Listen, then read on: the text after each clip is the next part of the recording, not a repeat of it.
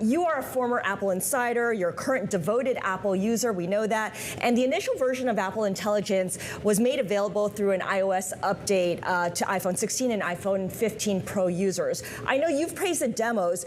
Have you gotten a chance to test out the new software? And if so, what do you think of it? Yeah, I just installed, along with everyone else when it wasn't beta, the iPhone update. And I tried a few little like Siri searches, Siri questions to look for data. And I made them a little more complicated in my wording than Siri normally gets. And they worked fine. So maybe it was better. I couldn't tell you for sure. I like to use things for a long time before I really comment on, are they good? Are they worthwhile? This and that. I mean, once in a while I can tell right away. But not yet here. Not yet here. Okay, so there's still a lot that you're going to play around with. How does that compare with how you use Apple or Apple tools or any AI tools right now in your daily life? I'm just trying to get a sense of how you anticipate using Apple AI tools to enhance what you need to do right now. Yeah, I pretty much avoid large language models because I want things to be really that I know it's accurate, like something works rather than it didn't work. And I don't like to be surprised. I want to think about everything that I read or hear and really think it out and that I understand it and can express it in my own words. That's AI, actual intelligence. Well, that's just it, Steve. Not everybody is, jumping on board the AI bandwagon. Is Apple going to cater to those people that don't care about AI, almost would turn it off if it was on their phones, to ensure that they will continue to upgrade each cycle?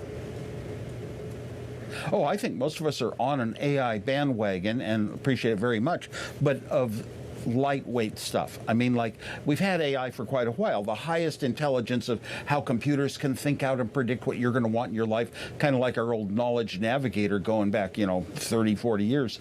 It was like a little demo we made up of what computers could do if they could really think.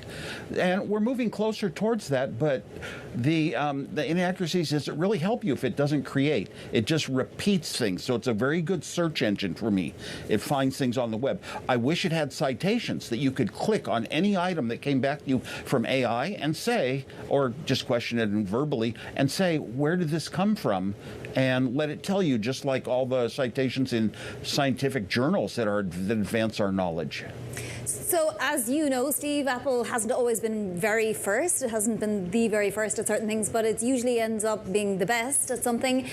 What would you advise, the current team to do in order to be the best at AI? I don't know, have the best testing you can. Apple already shows that it cares so much about the employees and the users, and diversification and and also not tracking you, being a little more private than the others.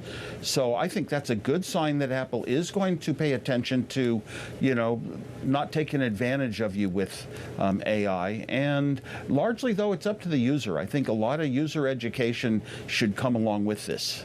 Yeah, Apple has definitely made privacy one of its differentiating points when it comes to its innovation, especially when it comes to AI. Do you think overall, just taking a step back as we talk about these earnings from these big tech companies, that investors and financial markets overall are impatient when they punish companies for spending too much on AI and not having enough to show for it in terms of, a monetization or some kind of tangible return? Well, what comes in the form of AI and how good it is really created by the upper executives in a company. But the trouble is the upper executives in a company don't exactly own it. It's all the little shareholders like you and I and others and investors. And so they're watching every little report and everything and turning the stock up and down. Apple is a little bit, and I do recognize the problem of iPhone being kind of the major product. We're sort of closer to a one-product company. There were times with the Apple II, we were a one-product company. There were times with the Macintosh and even a Fortune, 500 company way up on the list, like Fortune 20, our stock would drop by a third in one day.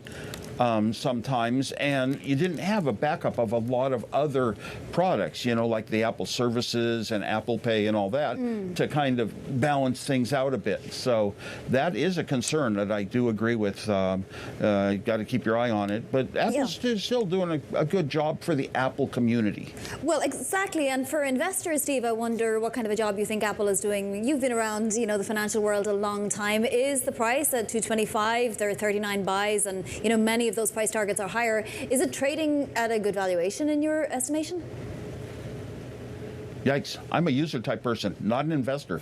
I have never used Apple's stock app. When I was 18 to 20 years old, I came up with a formula that, I'd never be political and never vote, but also that I wanted to be happy in life, and that meant smiles minus frowns. If you're constantly watching something to go up and down, stock or valuation of this and that, you're not going to be that happy, So I just like to let my head run nice and smooth. That's just me. And I like to observe things and be an observer and obviously be affected by things, but I just can't get into that. So ones and zeros, but that's where it ends. About this is ones and zeros in a different way, right? Exactly. Steve, really appreciate your joining us. Smiles minus frowns, and I like to avoid frowns.